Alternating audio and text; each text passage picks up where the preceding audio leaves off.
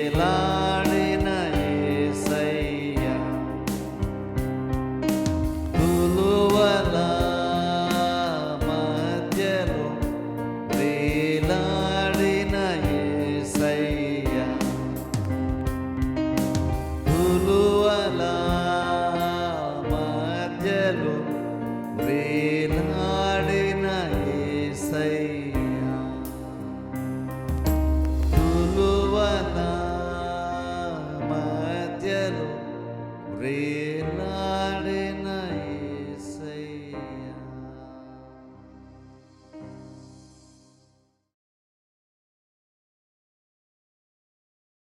దానియేలు గ్రంథంలో నుండి 11వ అధ్యాయము 32వ వచనము నేను చదువుతాను, మీరు బైబిల్లో ఫాలో అవ్వండి.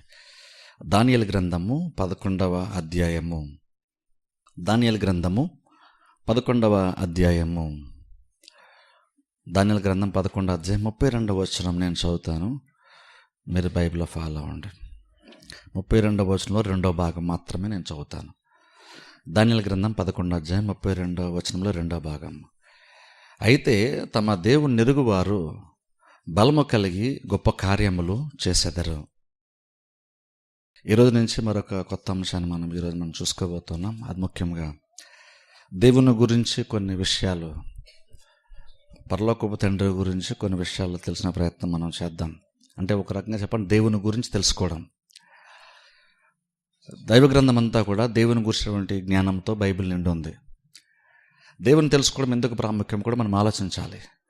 జస్ట్ ఏదో మనం ఎక్స్పీరియన్స్ కోసం ఇక్కడికి రాము, లేదంటే ఏదో వాక్యాలు కొన్ని తెలుసుకోవాలి ఎందుకంటే వాటి అర్థాలు ఏంటో నాకు తెలుసు అని మనం కొంచెం అతిశయపడ్డానికో లేదా గొప్పగా చెప్పుకోవడానికో కాదు. కానీ ఎందుకు వాక్యాన్ని ఎక్కువగా తెలుసుకోవాలి అంటే ఆ వాక్య జ్ఞానం అనేటువంటిది దేవునితో మనకి ఉండాల్సిన అనుభవ జ్ఞానంలోనికి మనల్ని నడిపించేదిగా ఉండాలి.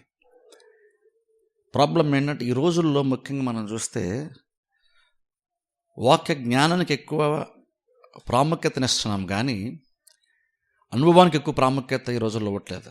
ఒకప్పుడు ఏంటంటే రకరకాల అద్భుతాల గురించి క్రిస్టియానిటీలో ఒకనొక టైంలో ఏంటంటే ఎక్కువ అద్భుతాల గురించి, సూచక్రియల గురించి, వాటి గురించి ఎక్కువ హడావుడిగా ఎక్కువగా డిస్కస్ చేసుకునే వాటి గురించి ఎక్కువగా వాటి మీద ఎక్కువ పరిచయాలు బేస్ అవుతూ ఉండేవి ఒకప్పుడు.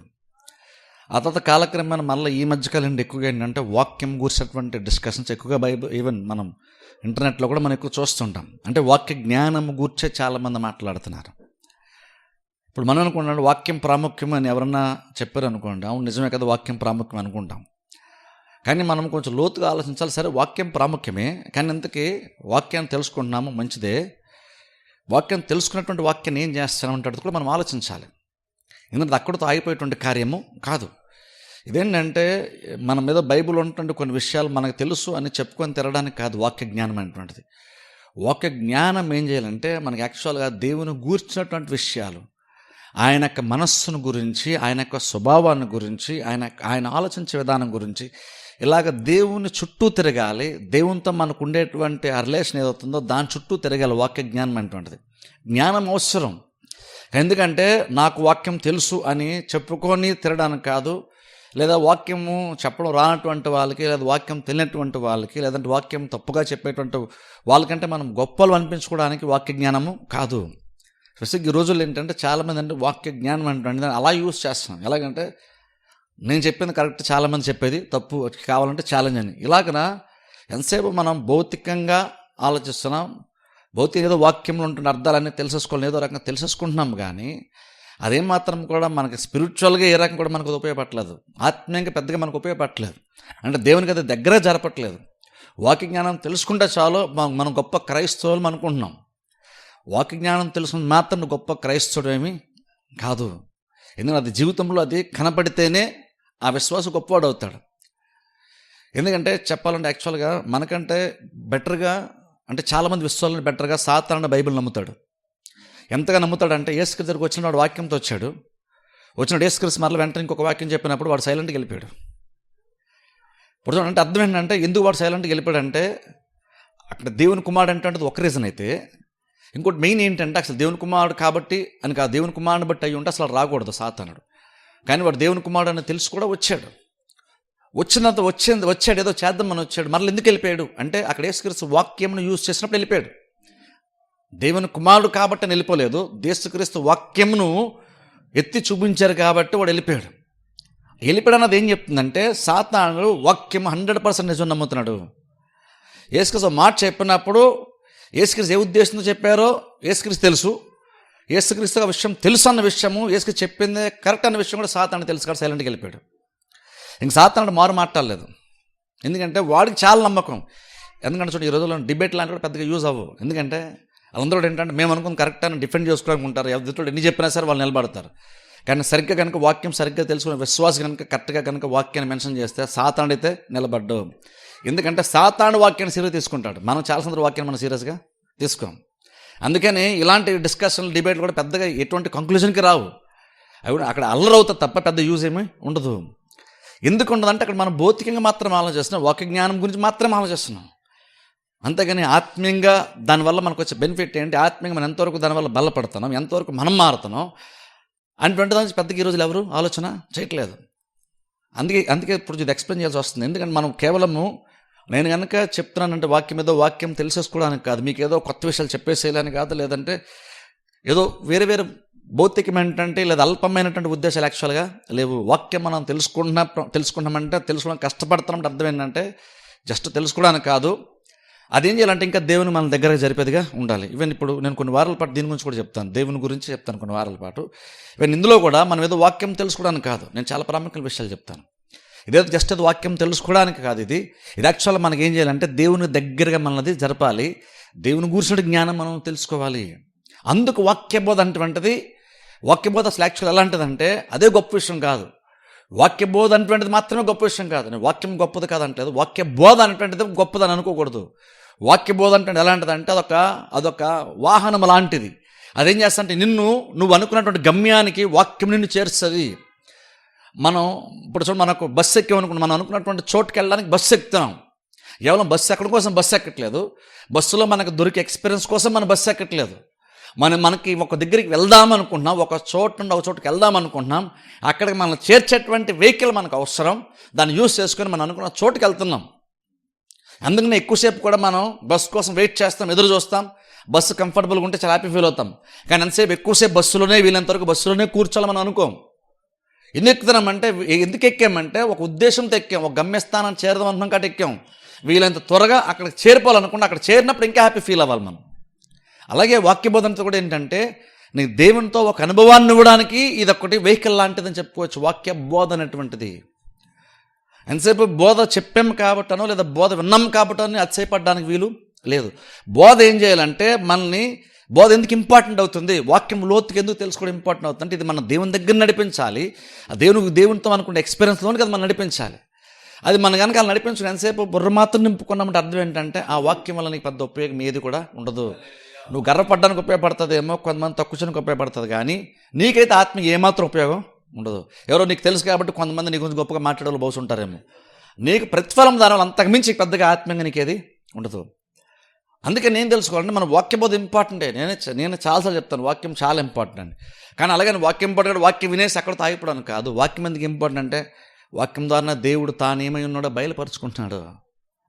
అందుకే ఈరోజు నేను యాక్చువల్గా దేవుని గురించి చెప్పను, కానీ దేవుడు బయలుపరచుకుంటాడు చూసారా, ఆ బయలుపరచడం గురించి బయలుపరచుకోవడం గురించి ఈరోజు నెక్స్ట్ కూడా కొన్ని విషయాలు మాట్లాడతాను. దేవుడు ఎలాంటివాడో మనం తెలుసుకోవాలి. ఇక్కడ చూడండి, తమ దేవుని ఎరుగువారు బలము కలిగి గొప్ప కార్యాలు చేస్తారు. దేవుని ఎందుకు తెలుసుకోవాలంటే దేవుని తెలుసుకున్నప్పుడు నీకు దేవునితో ఎక్స్పీరియన్స్ ఉన్నప్పుడు దేవుడు అంటూ నీకు అర్థమైనప్పుడు నీకు ఆటోమేటిక్గా తెలియకుండానే ఒక రకమైన ఆత్మీయ బలం నీకు ఏర్పడుతుంది, ఆత్మ సంబంధ బలం వస్తుంది. ఆ బలంతో గొప్ప కార్యం మనం చేస్తాం. మనం కొన్నిసార్లు ఏంటంటే ప్రాబ్లమ్స్ వచ్చినాయి, ఆ ప్రాబ్లమ్ సాల్వ్ అయిపోతే చాలు అనుకుంటున్నాము. కానీ దేవుడు యాక్చువల్గా అంతకంటే నీ గురించి ఇంకా ఉన్నతంగా ఆలోచిస్తున్నాడు. ఎంత ఉన్నతంగా ఆలోచిస్తున్నాడంటే ప్రాసెస్లో నీకు ప్రాబ్లమ్ సాల్వ్ చేయడం మాత్రమే కాదు, అది మాత్రమే గురిగా పెట్టుకోకుండా తన బలం ఏంటో చూపించి తన గురించి నువ్వు తెలుసుకుంటే నువ్వెంత బలవంతులుగా మారుతావో దేవుడు మనకి తెలియపరిచే ప్రయత్నం కూడా దేవుడు చేస్తాడు. ఇప్పుడు చూడండి, అందుకని చూడండి ఇతర మతాలకి క్రిస్టియానిటీకి ఉన్న మేజర్ డిఫరెన్స్ ఏంటంటే మన దేవుడు బయలుపరుచుకునేటువంటి వాడు. అది చాలా ఇంపార్టెంట్. ఇది చాలాసార్లు మనం వినే మాట అయి ఉంటుంది, కానీ ఇది చాలా ఇంపార్టెంట్. ఇది ఎందుకు ఇంపార్టెంటో వాక్యం ఈరోజు మొత్తం వింటే మీకు అర్థమవుతుంది. మన దేవుడు తన్ను తాను బయలుపరుచుకునేటువంటి వాడు. ఇది చాలా ఇంపార్టెంట్. ఇది ఎందుకు అంత ఇంపార్టెంట్ చెప్తున్నానంటే లోకం యొక్క విధానం ఏంటంటే దేవుణ్ణి తెలుసుకోవాలంటే వాళ్ళకంటూ సొంత జ్ఞానాన్ని బట్టి కొన్ని విధానాలు, కొన్ని మార్గాలు చాలామంది ప్రపంచంలో ఉన్నాయి. నేను జస్ట్ చెప్పేది మన దేశం గురించి కదా, ప్రపంచ దేశాల్లో ఎక్కడైనా సరే ప్రతి వాళ్ళకి నార్మల్గా ఏంటంటే మనిషి అనే ప్రతి వాళ్ళకి మెజారిటీ శాతము ప్రతి మనిషి కూడా ఏంటంటే దేవుడు ఎక్కడో ఉన్నాడు, దేవుడు ఎవరో ఖచ్చితంగా దేవుడు అయినటువంటి వాడు ఒకడు ఉన్నాడు, ఆయన్ని తెలుసుకోవాలన్నటువంటిది ప్రతి మనిషికి ఉండేటువంటి ఒక ఆశ అని చెప్పడం కంటే ఇంకా ఆశ అనడం కంటే యాక్చువల్గా ఇంకేం చెప్పొచ్చు అంటే దేవుని తెలుసుకునే వరకు కూడా యాక్చువల్గా ఏంటంటే నీ హృదయంలో యాక్చువల్ నీకు నెమ్మది ఉండదు. ఆ రకమైన ఒక లక్షణాన్ని దేవుడు ప్రతి మనిషిలో పెట్టాడు యాక్చువల్గా. ఎందుకని దేవుని దగ్గరకు వచ్చినప్పుడు తృప్తి ఎందుకు ఉంటుంది అంటాము, దేవుని దగ్గరకు వచ్చిన సాటిస్ఫాక్షన్ ఎందుకు ఉంటుంది అంటామంటే, మనిషిని దేవుడు చేసినప్పుడు తన కోసం చేశాడు. మనిషిని ఊరికనే దేవుడు చేయలేదు. దేవుడు మనిషిని చేసినప్పుడు తన కోసం చేశాడు. అంటే తన ఉద్దేశంతో చేశాడు. ఆ ఉద్దేశం మనిషికి జీవితంలో నెరవేరినంత వరకు మనిషి జీవించవలసిన స్థాయిలో బతకట్లేదని అర్థం. అప్పుడు జీవించవలసిన స్థాయిలో బతకట్లేదు కాబట్టి ఉద్దేశం నెరవేరట్లేదు. ఉద్దేశం నెరవేరినప్పుడు ఆ మనిషి సక్సెస్ఫుల్గా బ్రతకలేడు. ఒక మనిషి నాకు యాక్చువల్గా దేవుడు అయితే ఒక మనిషి ఎప్పుడు సక్సెస్ఫుల్ అంటాడు, ఒక మనిషి సక్సెస్ చేయడం లైఫ్లో ఎప్పుడు అంటాడంటే, ఫస్ట్ అలాంటి మాట రావాలి, అలా స్థితి రావాలని ఫస్ట్ ఏం చేయాలంటే, నువ్వు నిజమైనటువంటి దేవుణ్ణి తెలుసుకుంటే నీ లైఫ్ సక్సెస్ అయినట్టే, నీ లైఫ్ సక్సెస్ఫుల్గా ఉన్నట్టే. నువ్వెన్ని సంపాదించుకున్నా సరే దేవుడు లేకపోతే సమస్తము వ్యర్థమని అందుకే బైబిల్ చెప్తుంది. ఇప్పుడు చాలామంది క్రిస్టియన్స్ అనుకుంటారంటే బైబిల్ ఎప్పుడు కూడా ఏంటంటే దేవుడు ఎప్పుడు కూడా ఈ ధనానికి ఈ లోక్సం వాటికి ఎప్పుడు దేవుడు వ్యతిరేకం అనుకుంటారు. దేవుడు ఎప్పుడు వ్యతిరేకం కాదు. దేవుడు వ్యతిరేకం అయితే కనుక దేవుడు యాక్చువల్గా ఇజ్రాయెల్ ప్రజల్ని ఐగుప్తు నుండి బయట తీసుకొని రావాల్సిన అవసరం లేదా, పాలితీన ప్రపంచ దేశం అని దేవుడు చెప్పేవాడే కాదు. సముద్రం నడిపిస్తాను దేవుడు చెప్పాడు, చాలా వరకు నడిపించడానికి ప్రయత్నం చేశాడు. యాక్చువల్ ఐగుప్తులను వాళ్ళు బయటకు వెళ్ళిపోతున్నప్పుడు కూడా దేవుడు వాళ్ళు అన్ని సంవత్సరాలు కష్టపడిన కష్టాజీతం అంతటిని కూడా వాళ్ళకి వస్తు రూపంలో దేవుడు వాళ్ళకి ప్రతిఫలాన్ని ఇచ్చి పంపించాడు బయటికి. ఇప్పుడు చూడండి, అసలు యాక్చువల్గా ఆ మూమెంట్లో విడుదల అంటున్నది గొప్ప విషయం. ఐగుప్తులను బయటకు వస్తే సరిపోద్ది. జనరల్గా బానిస ఉండేటువంటి వాళ్ళు కూడా ఏమనుకుంటారంటే, నేను ఇందులోంచి బయటకు వస్తే చాలరా బాబు అనుకుంటారు. కానీ దేవుడు ఏమన్నా తెలుసా, ఇందులో బయటకు వస్తే కాదు, నువ్వు ఎంతవరకు కష్టపడ్డావు, నీ కష్టం తగ్గ ప్రతిఫలం అంతా కూడా ఐగుప్తు ప్రజల దగ్గర ఉంది, రాజ్యంలో ఉంది, అది కూడా నేను నీకు ఇచ్చే పంపిస్తాను అన్నాడు దేవుడు. అంటే చూడండి, దేవుడు ఎంత లోతుగా మన గురించి ఆలోచిస్తున్నాడు చూడండి అక్కడ. అంటే అర్థం ఏంటంటే, ఎంతసేపు దేవుడు ప్రతిసారి డబ్బుకి వీటికి భౌతికమైన ఇల్లుకి ఆశీర్వాదానికి వ్యతిరేకంగా దేవుడు ఎప్పుడు మాట్లాడేవాడు కాదు. చాలామంది అలా చెప్తారు కాబట్టి మనకు దేవుడు కూడా అలా వ్యతిరేకిస్తాడు మన ఇంప్రెషన్ మనకు చాలామంది క్రిస్టియన్స్కి వచ్చేసింది. కానీ దేవుడు ఎప్పుడు అలా వ్యతిరేకించేవాడు కాదు. కానీ ధనం గురించి దేవుడు వ్యతిరేకం ఎప్పుడు మాట్లాడతాడంటే, దేవుడు లేకుండా కనుక నీకు ధనం ఉండని నువ్వు హ్యాపీ ఫీల్ అవుదావు అనుకుంటే కనుక అప్పుడు దేవుడు ఖచ్చితంగా ధనం వ్యతిరేకంగా మాట్లాడతాడు. నువ్వు ధనానికి ఎక్కువ ప్రాముఖ్యత ఇచ్చి దేవుని కనుక పోకపోతే అప్పుడు ఖచ్చితంగా నీ ధనాన్ని వ్యతిరేకంగా దేవుడు ఖచ్చితంగా మాట్లాడతాడు. నువ్వు ఏదో కలిగి ఉన్నా సరే, నేను అంటాను, నువ్వు దేవుడు లేకుండా నువ్వు కుటుంబంతో ఉన్నా సరే నీ కుటుంబాన్ని వ్యతిరేకంగా కూడా దేవుడు మాట్లాడతాడు అని దేవుడు అనిసరి. చూసారా, నన్ను కనుక వెంబడించాలంటే నువ్వు అక్క చెల్లి అన్నదమ్ములు తల్లిదండ్రులని ఆస్తిని అంతటి ధనాన్ని అంతటిని వదిలేస్తే కానీ నన్ను వెంబడించిన నువ్వు యాక్చువల్ అర్హుడవు కాదు, పాత్రుడు కాదన్నాడు క్రీస్తు. అంటే వాళ్ళని అందరిని వదిలేసి రమ్మని దేవుడు చెప్తున్నాడా. యాక్చువల్గా ఫ్యామిలీ రెస్పాన్సిబిలిటీస్ కూడా దేవుడు చెప్తున్నాడు. భార్యలు ఉండాలి, భర్తలు ఉండాలి, పిల్లలు ఉండాలి, పిల్లల తల్లిదండ్రులు చూసుకోవాలి, ఇవన్నీ కూడా దేవుడు యాక్చువల్గా చెప్తున్నాడు. అంటే అర్థం దేవుడు ఎక్కడ కూడా వ్యతిరేక కాదు, యాక్చువల్గా కట్టి ప్రయత్నం చేస్తున్నాడు. కానీ పర్పస్ ఏంటంటే మనిషి ఫస్ట్ ఆఫ్ ఆల్ దేవుణ్ణి తెలుసుకోవాలన్నటువంటిది దేవుని యొక్క ఉద్దేశం. ప్రతి మనిషి కూడా యాక్చువల్గా డ్రైవింగ్ ఫోర్స్ అంటాం యాక్చువల్ ఇంగ్లీష్లో. అంటే ఏంటంటే మనిషిని అది నడిపిస్తుంది. లోపల ఎక్కడో ఉండి దేవుణ్ణి తెలుసుకోవాలని ఆశ ప్రతి మనిషికి ఉంటుంది. అందుకేంటంటే మనిషి వెతుకుతానే ప్రయత్నం చేస్తాడు, దేవుని తెలిసిన ప్రయత్నమే చేస్తుంటాడు. కానీ అంటాను చూడండి, క్రిస్టియానిటీకిను లోకంలో ఉండేటువంటి ఇతర విధానాలకు ఉన్నటువంటి మేజర్ డిఫరెన్స్ ఏంటంటే, ఇతరులు ఏమనుకుంటారంటే మనం దేవుని తెలుసుకోవాలంటే మనం దేవుని వెతకాలని వాళ్ళు అనుకుంటారు. అందుకే చూడండి, చాలా రకాల చూడండి మెడిటేషన్ లాంటివి ఇలాంటి చాలా వస్తాయి. చాలామంది ఒక రకంగా చాలామంది లోక విధానం కూడా ఒకటి ఎలా ఉందంటే, ఒక విధానం, ఒక బోధ కూడా యాక్చువల్గా ఉంది ప్రపంచంలో. అదేంటంటే, నువ్వు దేవుని తెలుసుకోవాలంటే నువ్వు ఎవరు మనిషి దగ్గరికి వెళ్ళొద్దు, ఇంకెక్కడికి వెళ్ళొద్దు, జనాలు కొంచెం ఎక్కడికో దూరంగా వెళ్ళిపోయి ఎక్కడో చోట, అంటే కొండకో లోయకో ఎక్కడో దూర ప్రాంతానికి మనుషుల యొక్క సంచారం లేని చోటుకి వెళ్ళిపోయి నువ్వు జస్ట్ అలా కూర్చొని నువ్వు ఎక్కడో దేవుడిని బయట వెతకదు, దేవుడు నీలోనే ఉంటాడు. నువ్వు లోపల నీ గురించి నువ్వు ఆలోచించు, లోపల నీ గురించి ఆలోచించు. బయట దేవుడు ఎక్కడ ఉంటాడని బయట చూడద్దు, దేవుడు నీలో ఉంటాడు, ఎక్కడో ఒక వెలుగులాగా ఎక్కడో లోపల ఉంటాడు. నువ్వు అలాగ ధ్యానిస్తూ నీ గురించి నువ్వు ఆలోచిస్తూ ఉండు, సడన్గా నీకు కొన్ని విషయాలు దేవుడి గురించి నీకు అర్థమవుతాయి. కొంతమంది చెప్తారు. అందుకని చాలామంది అలాంటి ప్రయత్నం కూడా చాలామంది చేస్తారు. మరికొంత యాక్చువల్గా చూస్తే ఇది ఇండియాలో ఎక్కువ ఫేమస్ ఏంటంటే, చాలామంది ఏంటంటే నువ్వు దేవుని తెలుసుకోవాలంటే, దేవుని గురించి నీకు అర్థం కావాలంటే, దేవుని గురించి జ్ఞానం నీకు రావాలంటే, నువ్వు దేవుని దర్శించాలంటే, వాళ్ళు చాలామంది మన దేశంలో చాలామంది ఒక బోధ ఏంటంటే, అనిల్ సంగతి అని చెప్పేది, వాళ్ళు చెప్తుంటే ఎక్కడో దగ్గర దూరం వెళ్ళిపోయి చెట్టు కింద కూర్చొని నువ్వు ఏదో అలా ధ్యానిస్తుంటే సడన్ నీకు ఏదోటి విషయాలు అర్థమవుతాయి. అందరూ వదిలేదు దూరం వెళ్ళిపోయి ఒక మెడిటేషన్ లాగా ఏదో చేస్తూ ఉంటే నీకు కొన్ని విషయాలు దేవుడు నీకు కనబడతాడు, లేదా దేవుడు నీకు అర్థమవుతాడు అని ఇలా చాలామంది చాలా రకాలు చెప్తారు. కానీ క్రిస్టియానిటీలో ఉన్న ప్రత్యేకత ఏంటంటే, ఇది ఎందుకు గొప్పదంటామంటే ఏదో మనం క్రిస్టియన్స్ కాబట్టి మనం గొప్పవాళ్ళు అని చెప్పుకోవడం కాదు. ఇది ప్రిన్సిపల్స్లో చాలా వ్యత్యాసం ఉంది, విధానాల్లో చాలా వ్యత్యాసం ఉంది. లోకం యొక్క విధానం ఏంటంటే, నువ్వు దేవుని తెలుసుకోవాలనుకుంటున్నావా, ఏదో రకమైన ప్రయత్నం చెయ్యి, నువ్వు వెతుకు, ఏదో రకంగా నీకు ఎప్పుడోకప్పుడు ఏదో రకంగా నీకు కనబడతాడు దేవుడు అంటారు.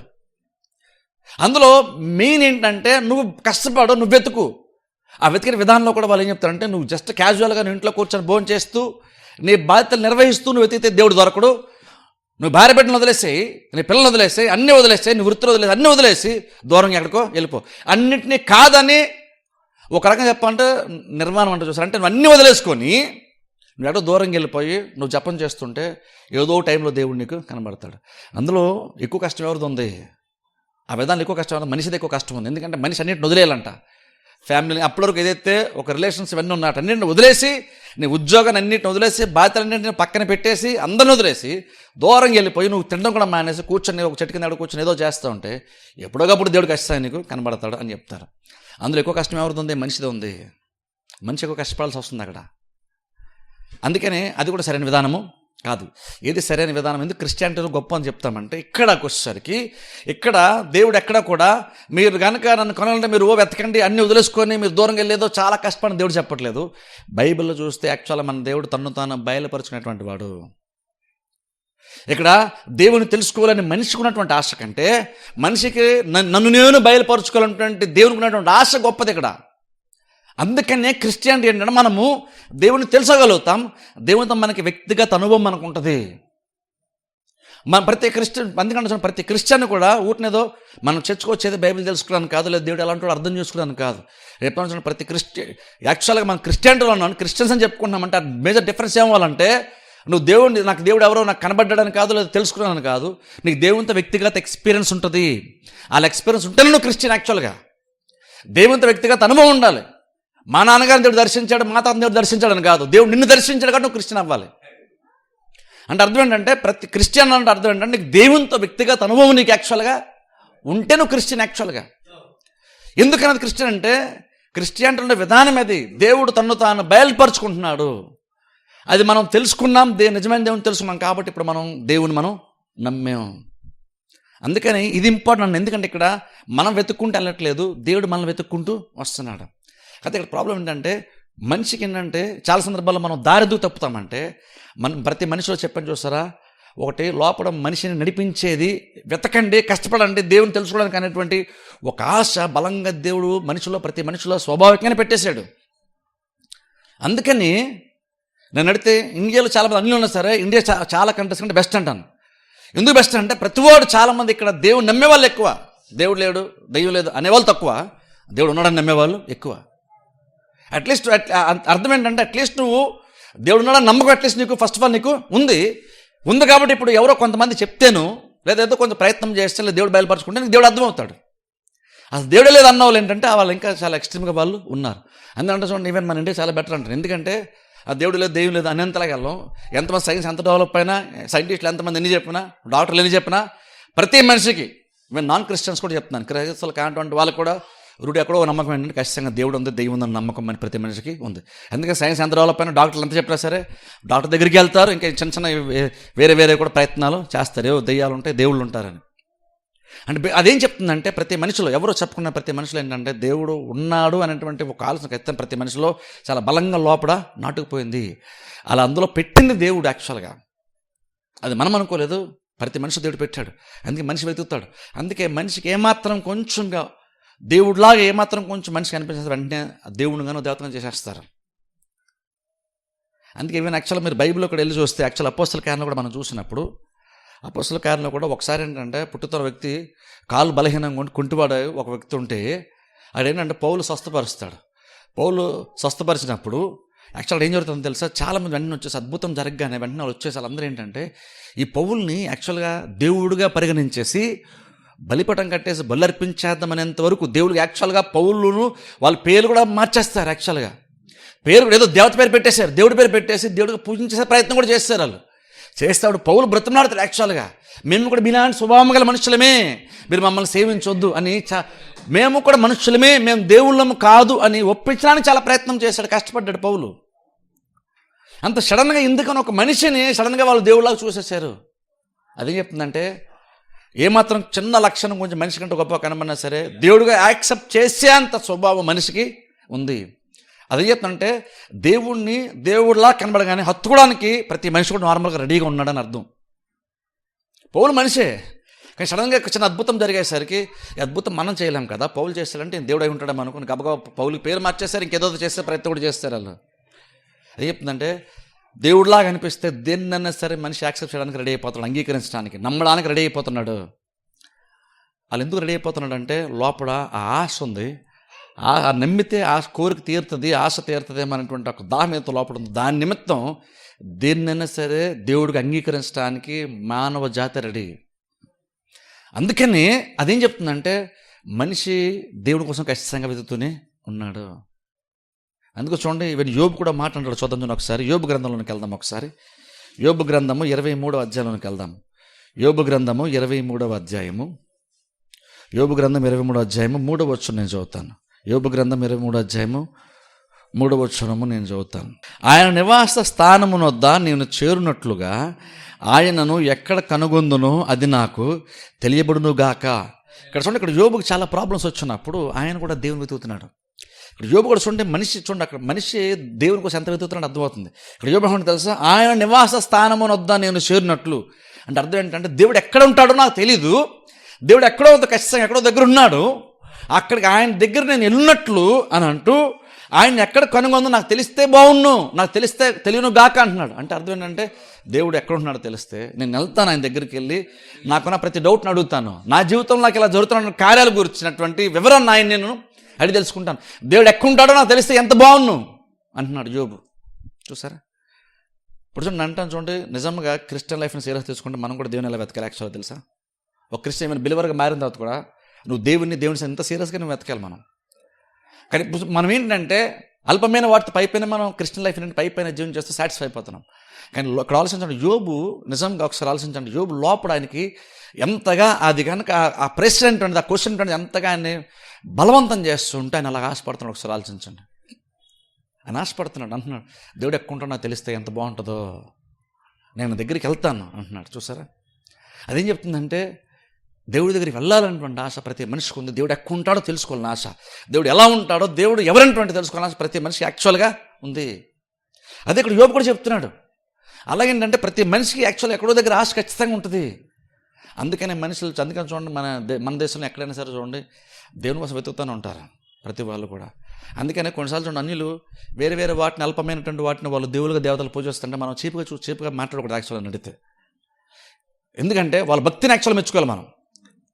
వాళ్ళు రాంగ్ రూట్లో ఉన్నారేమో కానీ వాళ్ళకి దేవుని తెలుసుకోవాలంటే ఒక మార్గం వెతికేటువంటి ఒక ప్రాసెస్ ఏదో ఉంటుంది. చూసారా? నేనంటాను నిజంగా చాలామంది క్రిస్టియన్స్ కూడా దేవుని తెలుసుకున్న కూడా మనం దేవుని కోసం అంతలాగా వెతకం, మనం అంత కష్టపడం మనం. కానీ వాళ్ళు ఎంతో కష్టపడతారు వాళ్ళు దేవుని కోసం అనుకున్న దానికి జస్ట్ ఒక రాయికో దేనికో వాళ్ళు అంత కష్టపడి అంత డెడికేషన్తో వాళ్ళు కొన్ని కార్యాలు చేస్తారు. వాళ్ళు అంటే వాళ్ళ భక్తి విషయానికి వచ్చేసరికి దేవుడు అని కొంచెం అనిపిస్తే వాళ్ళు ఎంతగా వాళ్ళు రెడీ అయిపోతున్నారు ఒకసారి చూడండి. చాలా సందర్భాలు క్రిస్టియన్గా మనకు కూడా నిజమైన దేవుడు తెలుస్తున్నది కూడా మనకు కూడా అంత ఆసక్తి, అంతగా మనం వెళ్ళం, అంత ఎక్స్ట్రీమ్ మనం వెళ్ళం. కానీ అన్యులు చూడండి వెళ్తున్నారు. అదేం చెప్తుందంటే దేవుడు కాకపోయినా సరే దేనికో దానికి మొక్కేద్దామని, దాన్ని దేవుడు చేసుకున్నటువంటి ఒక ఆశ ఎందుకు మనిషికి ఉంటుందంటే దేవుడు మనిషిని అలాగనా పెట్టాడు. ఇప్పుడు అందుకే ఇప్పుడు క్రిస్టియన్గా మారిన తర్వాత కూడా మనం కూడా దేవుని తెలుసుకోవడం అందుకే ఇంపార్టెంట్. ఒక నిజంగా మనం దేవుని తెలుసుకున్నాము, రక్షణ పొందని చెప్పుకున్నా సరే నిజంగా ఈ దేవుడు ఎంత ప్రత్యేకమైన వాడి ఉంటే మనం తెలుసుకున్నాము కూడా ఆలోచించాలి. ఏ విధానంలో మనం దేవుని తెలుసుకున్నాం అంటే ఖచ్చితంగా నువ్వు నేను వెతికి దేవుని తెలుసుకోలేదు. మనుషులంగా మనం వెతికితే దేవుడు మనకు కనబడ్డ తెలుసా? మనం దేవుని ఒకవేళ కనుగొని ఉంటాం, ఏదో పాయింట్ ఆఫ్ టైంలో మనం నిజమైన దేవుని తెలుసుకున్నాం. కానీ ఎక్కడా కూడా నువ్వు వెతికి నువ్వు ఆయన పట్టుకుంది కాదు, ఆయన తన్ను తాను బయలుపరుచుకుని ముందుకు వస్తేనే మనం దేవుణ్ణి తెలుసుకుంటున్నాం. అందుకనే క్రిస్టియానిటీ ప్రత్యేకం అంటాం.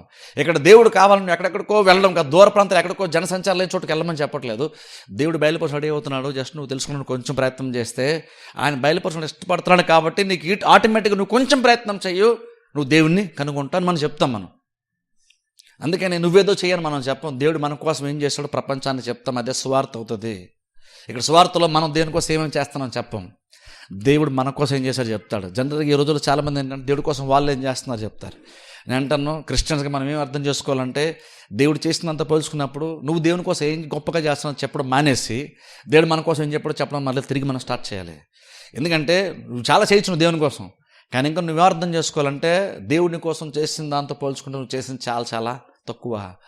అప్పుడు మన కోసం మనం డబ్బా కొట్టుకోవడం మానేసి దేవుడు మన కోసం ఏం చేస్తాడో, మనుషుల కోసం ఏం చేస్తాడో, మనకు దేవుడు ఏం చేస్తున్నాడో మనం చెప్పడానికి ఎక్కువ టైం స్పెండ్ చేయాలి. మనం దేవుని కోసం ఏం చేసేస్తున్నాను గొప్పలు చెప్పుకోవడానికి కాదు.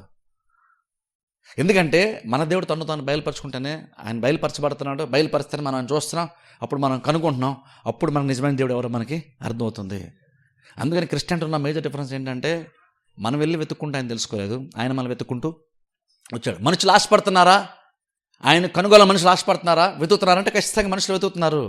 కానీ యాక్చువల్ మనం అంటే దేవుడు ఎప్పుడు కూడా యాక్చువల్ చూడండి, మన దేవుడు ఎలా అంటాడంటే తన కోసం మనల్ని చేశాడు కాబట్టి, తన కోసం బ్రతకడానికి, తనతో పాటుగా మనం బ్రతకాలని మనల్ని తన కోసం చేశాడు కాబట్టి, అందుకనే ఆయన గూర్చి కూడా మనం తెలుసుకోవడానికి అవసరం ఏంటంటే సామర్థ్యాన్ని కూడా దేవుడు మనలో పెట్టాడు.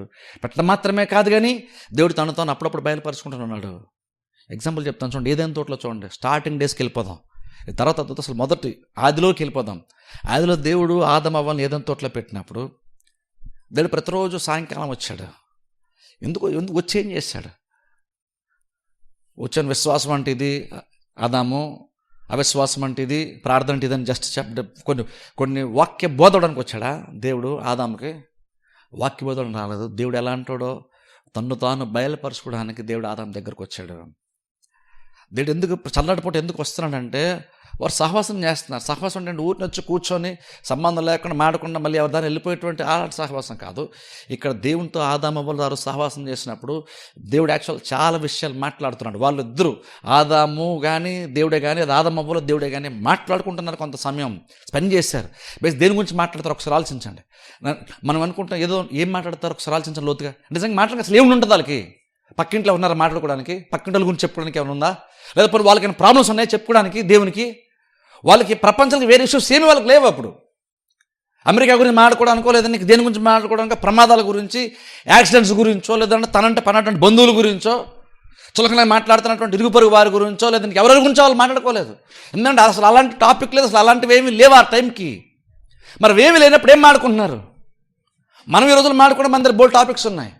కానీ ఆ రోజుల్లో ఏదైనా తోటలో ఆదమ అవ్వలు ఉన్నప్పుడు, ఆదమ ఉన్నప్పుడు ఏం మాట్లాడుకున్నారు వాళ్ళు? మాట్లాడుకోవడం అసలు ఏముంది? ఖచ్చితంగా బహుశా అనుకుంటాను ఆదాము గురించి దేవుడు ఆదాము చేశాడు, అవ్వలు చేశాడు కాబట్టి వాళ్ళిద్దరి గురించి దేవుడు చెప్పుకుంటాడు ఏవో కొన్ని, మిమ్మల్ని ఎందుకు చేశానంటే ఇది అని బహుశా చెప్పుకుంటాడు. అలాగే ఆదాము కూడా బహుశా డౌట్ ఉంటే ఆదాము దేవుని అడిగితే దేవుడు చెప్పుకుంటాడు. బేసిక్ డిస్కషన్ అంతా కూడా వాళ్ళ ముగ్గురు మధ్య ఏం జరుగుతుంటే వాళ్ళ ముగ్గురు గురించే డిస్కషన్ అక్కడ. అంటే రకం చెప్పాలంటే దేవుడు వచ్చిన ప్రతిసారి ఆదమ అవ్వలు మాట్లాడుతున్నప్పుడు బేసిక్గా దేవుడు వచ్చి కొంత సమయం స్పెండ్ చేసి వెళ్ళిపోయాడంటే వెంటనే అక్కడ ఇన్సిడెంట్గా అక్కడ ఏం జరుగుంటుంది, వాళ్ళకి ఏం మేలు పొందుకుని ఉంటారు. దేవుడు రావడం వల్ల అదనంగా వాళ్ళకి ఏం జరుగుంటుంది అంటే ఖచ్చితంగా దేవుని గురించి జ్ఞానం వాళ్ళకి వచ్చింది.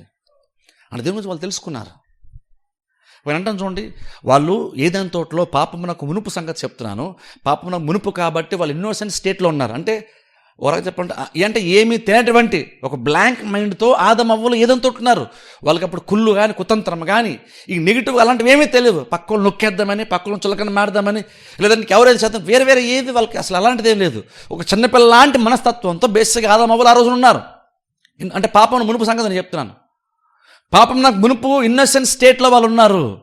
ఇప్పుడు ఒకసారి ఆలోచించండి, ఇన్నోసెంట్ స్టేట్ ఉన్నప్పుడే అంటే వాళ్ళకి ఏమీ తెలియనటువంటి, అంటే వాళ్ళు పెద్దగా ఆదాము అవ్వలు మార్చుకోవడానికి ఏమీ లేవు, వాళ్ళలో లోపాలు లేవు. దేవుడు చెప్తే విని మార్చుకోవడానికి వాళ్ళకి వేరే నెగిటివ్ ఏది లేదు. ఆదామును ఇది మార్చుకోవాలి అని చెప్పాల్సిన అవసరం అక్కడ లేదు దేవునికి. ఎందుకంటే వాళ్ళు ఇంకా పాపం అటువంటిది ఇంకా రాలేదు, వాళ్ళకి ఏది తెలియదు, వాళ్ళకి చెడటువంటిది ఏమీ తెలియదు. కాబట్టి దేవుడు వచ్చి ఆదామును ఇది మార్చుకో, అమ్మను ఇది మార్చుకోవడానికి కూడా చెప్పాల్సింది ఏమీ కూడా అక్కడ లేదు. అలా ఇన్నోసెంట్ స్టేట్లో ఏమీ తెలియని స్థితిలో వాళ్ళు ఉన్నారు. వాళ్ళు ఏమి అంటే పాపం లాంటిది కానీ నువ్వు సరిగ్గా ప్రవర్తించాలి, సరిగ్గా బిహేవ్ చేయాలి, 10 మందితో మంచిగా ఉండాలని ఈ రోజు మనం చర్చలో చెప్పాలి. మనం అందరితో మంచిగా ఉండి, అందరిని గౌరవించు, అందరిని ప్రేమించు, ఇవన్నీ మనం ఈరోజు చర్చలో చెప్పాలి. కానీ ఆ రోజుల్లో ఆదాంకి అవేం అవసరం లేదు. ఆ టైంకి ఆదాంకి అవన్నీ అవసరం లేదు. ఒక రకం చెప్పండి, నిష్కలంకంగా ఉన్నాడు ఆదాం. ఇన్నోసెంట్ చక్కగా చిన్నపిల్లలాగా స్వచ్ఛమైనటువంటి మనసుతో, హృదయంతో ఆదాం అవ్వలు ఆ రోజు ఉన్నారు.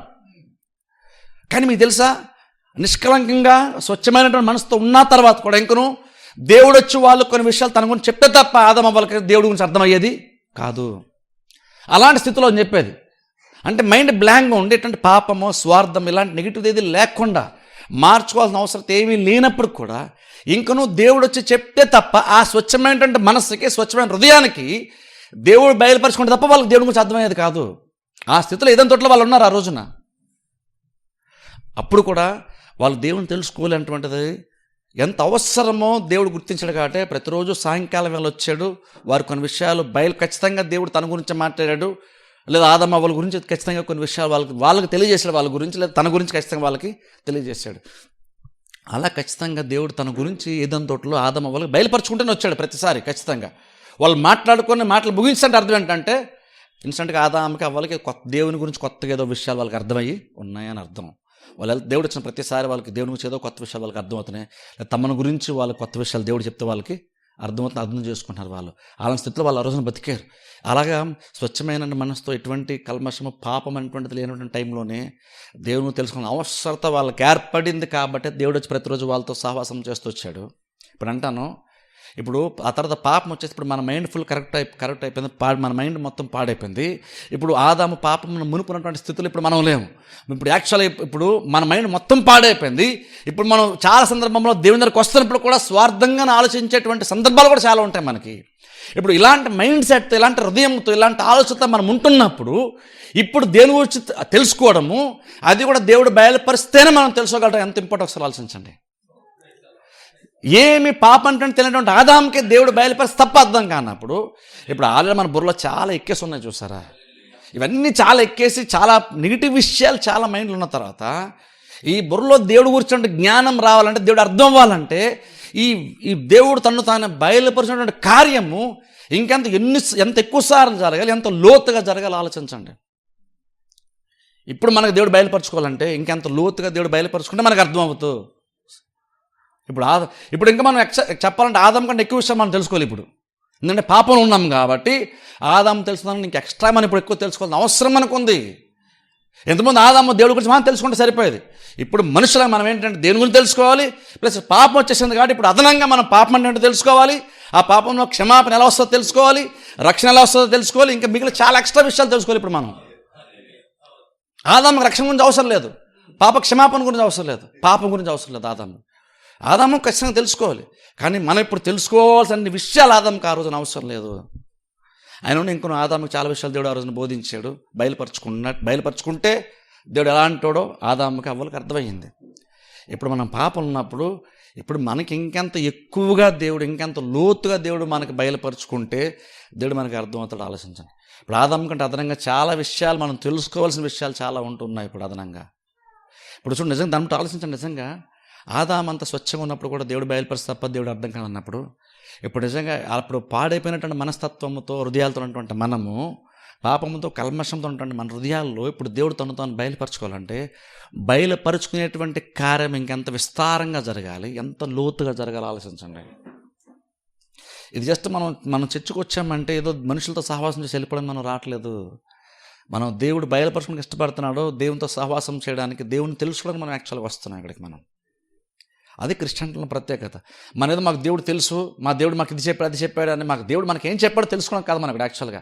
అల్టిమేట్గా అవన్నీ మనం ఏం చేస్తాయంటే దేవుడు కొన్ని చెప్పాడు, ఇలా చేయండి, ఇవి చెయ్యొద్దు, ఇవి చేయండి అని దేవుడు చెప్తున్నాడు. ఎందుకని నువ్వు అలా ఉన్నప్పుడు నువ్వు దేవుడిని ఎక్కువగా దగ్గరికి జరిగే అవకాశం నీకు ఉంటుంది కాబట్టి దేవుడు కొన్ని చెప్తున్నాడు.